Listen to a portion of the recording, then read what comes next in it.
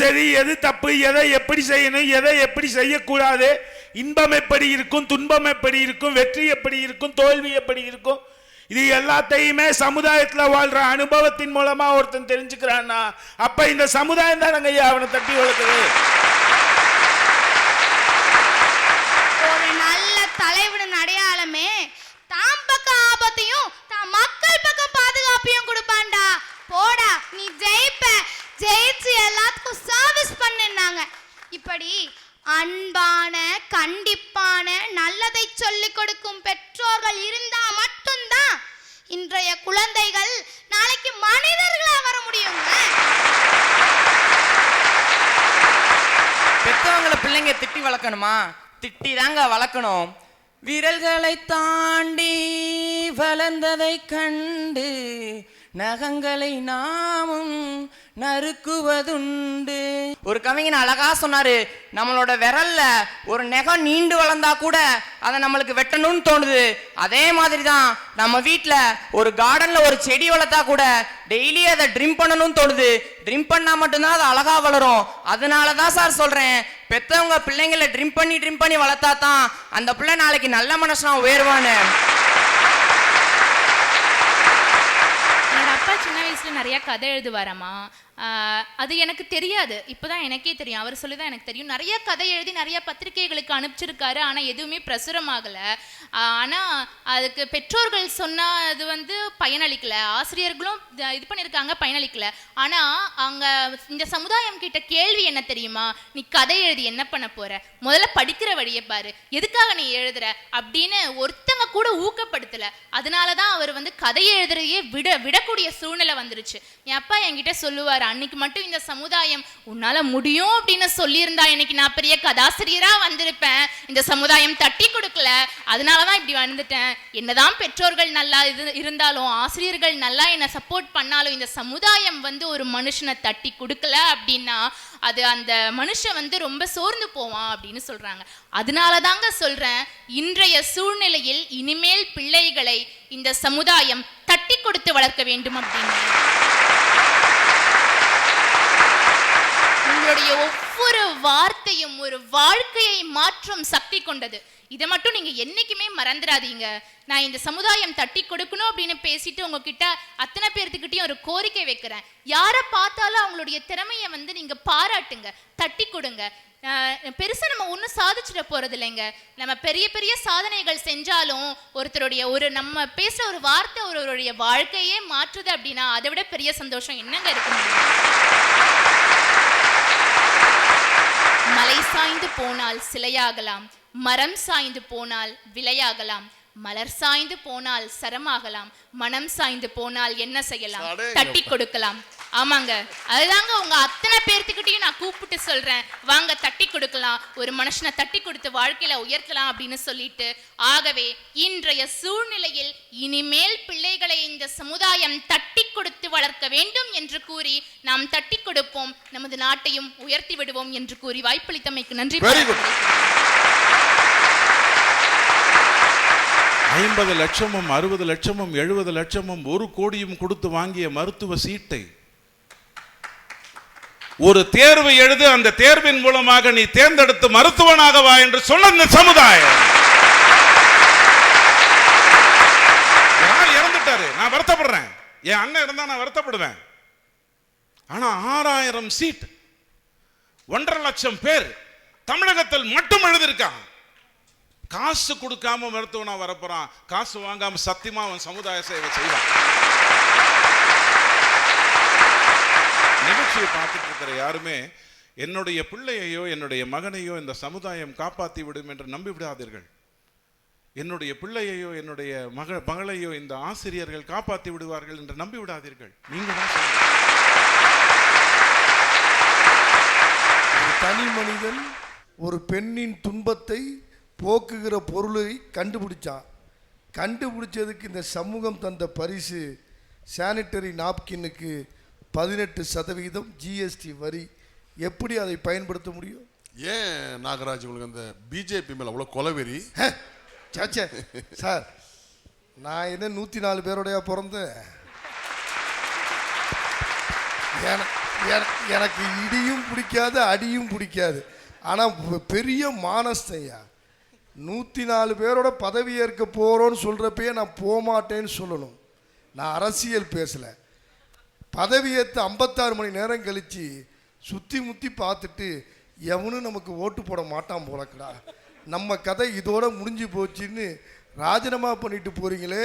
நான் தயவு செய்து இந்த இந்திய மக்களை பார்த்து கேட்கிறேன், ஜனநாயகம் என்பது நம் நாட்டை வாழ வைப்பதற்காக இதுபோல அசிங்கத்தரமான நாடகங்களை அரங்கேற்றினால் இந்தியாவின் மானம் கப்பலேறுகிறது என்பதை மட்டும் முடிவு பண்ணிங்க. அவன் காவேரியில் தண்ணி தரான் தரல, அதெல்லாம் பிரச்சனை இல்லை.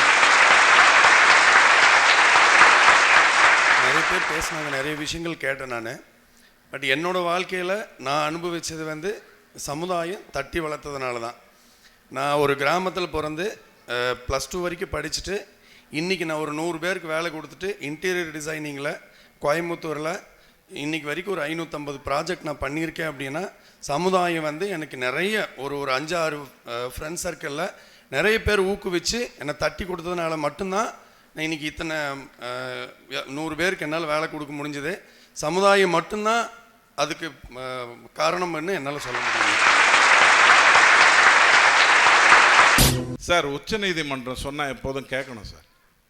அது ஒரு மாநிலமாக இருந்தாலும் கேட்க வேண்டும், ஒரு தலைவனாக இருந்தாலும் கேட்க வேண்டும், ஒரு மனிதனாக இருந்தாலும் கேட்க வேண்டும், இந்தியன் கேட்க வேண்டும். நமக்கெல்லாம் உச்சநீதிமன்றம் யார் தெரியுமா? படிப்பதில் நாம் உச்சரிக்கிறோம்ல, கேட்கறது படிக்கிறது தான் நம்ம உச்சரிக்கிறோம். படிப்பதில் ஆக சிறந்த புத்தகம் வள்ளுவம். அந்த வள்ளுவம் என்ன சொல்லுகிறது இந்த தலைப்புக்கு தீர்ப்பாகன்னு பாருங்க. ஒரு 3 குறளை உங்கள் வாழ்க்கையில் உங்களுடைய பிள்ளைக்கு மறக்காம சொல்லுங்க. கற்றதனால் ஆய பயன் என்கொள் வாளறிவன் நற்றான் தொழாளின்னு சொல்லி கொடு. நீ படிச்சு என்னடா பிரயோஜனம்? கடவுளை வணங்க முடியாது என்று சொன்னார்.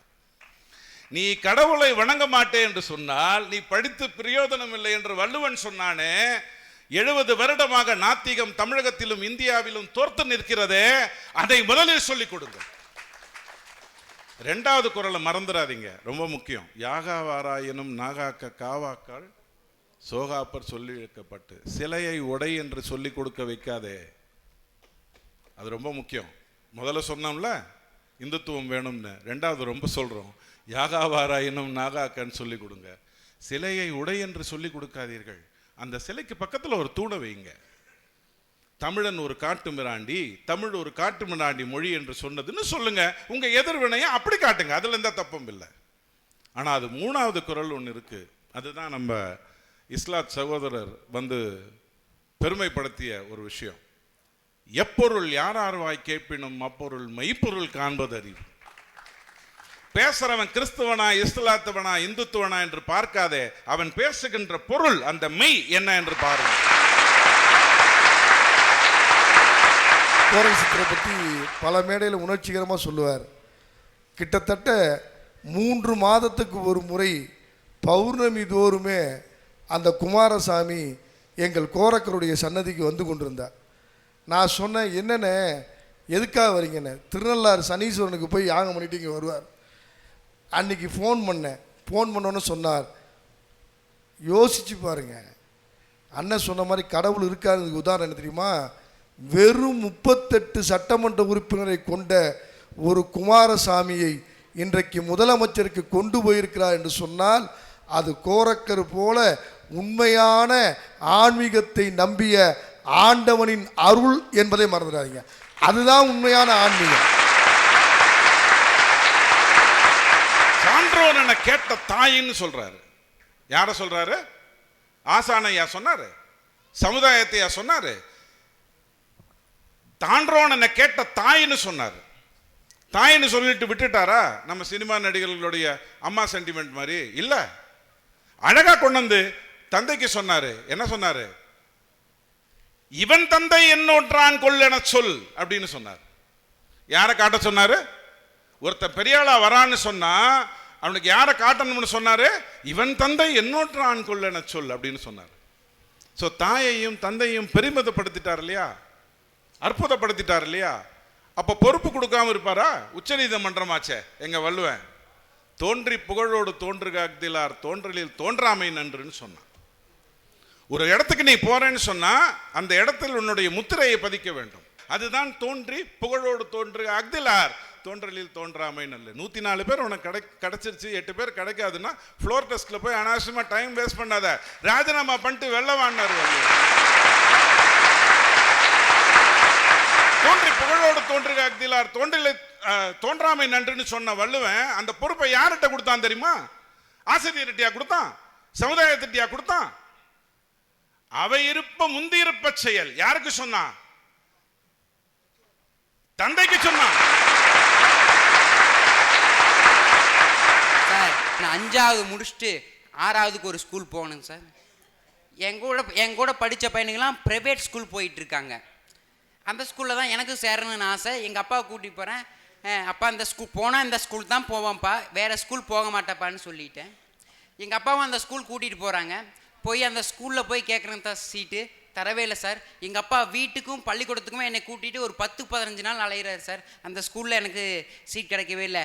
என் கூட படித்த பையன்லாம் நல்ல பள்ளிக்கு போகிறான்னு சொல்லலை, அவங்களுக்கு பிடிச்ச பள்ளிக்கு போகிறாங்க.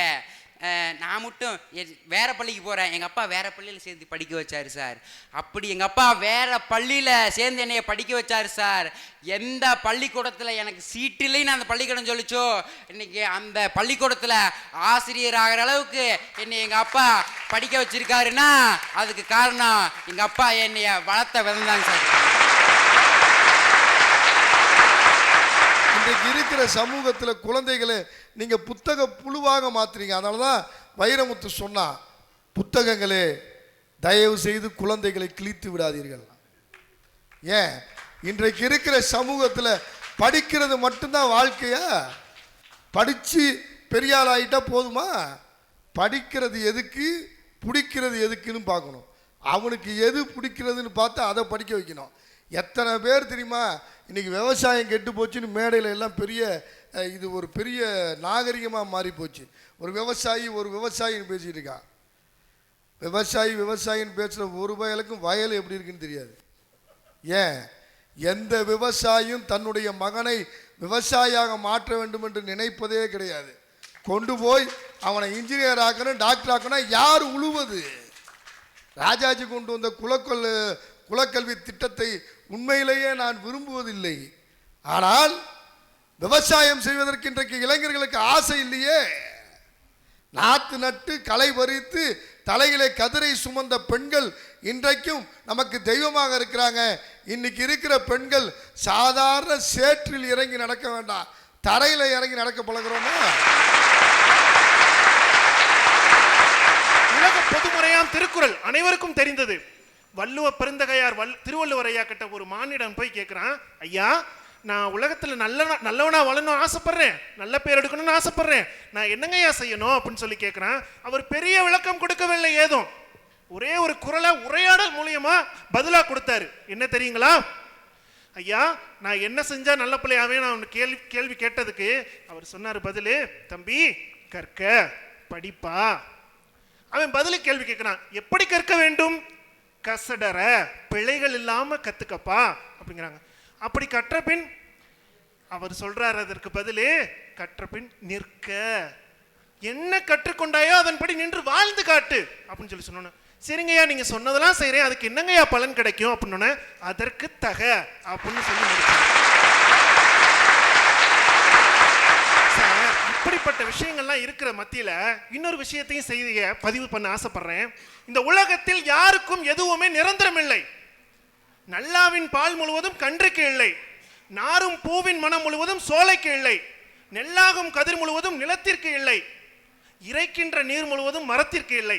இப்படி எதுவுமே எதற்காகவுமே இல்லாத போது ஒரு தனி மனிதனுடைய வெற்றி என்பது, தனி மனிதனுடைய உயர்வு என்பது பெற்றோர்களுக்கு மட்டுமா சேரும், இல்ல ஆசிரியர்களுக்கு மட்டுமா சேரும்? இல்ல சார், ஒட்டுமொத்த சமுதாயத்துக்கும் சேராது. கடக்கும் போது நதி அழகு, நடக்கும் போது கால்கள் அழகு, குடிக்கும் போது கூழ் அழகு, வடிக்கும் பொழுது சோறு அழகு. பெற்றோர்கள் திட்டும் போது பெற்றோர்கள் அழகு, கொட்டும் போது ஆசிரியர்கள் அழகு.